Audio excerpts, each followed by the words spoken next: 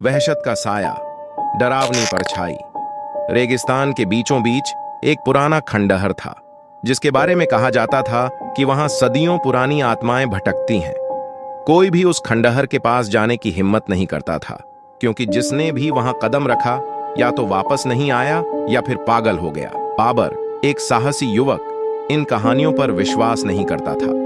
उसने ठान लिया कि वह इन अफवाहों की सच्चाई जानेगा। एक रात जब पूरा कबीला गहरी नींद में था, बाबर चुपचाप उस खंडहर की ओर बढ़ा।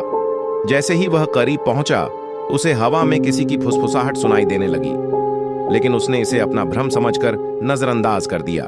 खंडहर के अंदर घुसते ही बाबर को दीवारों पर अजीबोगरीब अरबी अक्षर खुदे हुए दिखे। तभी अचानक एक जोरदार झटका लगा और खंडहर का दरवाजा अपने आप बंद हो गया।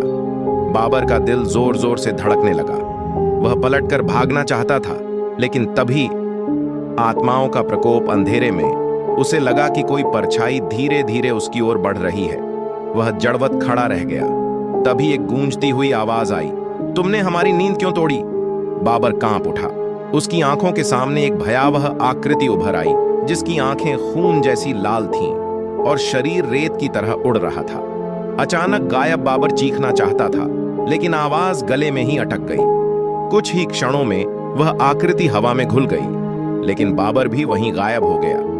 अगली सुबह जब गांव वालों को उसकी तलाश हुई, तो उन्हें उसके पैरों के निशान खंडहर तक जाते दिखे, लेकिन वापस आने के कोई निशान नहीं थे।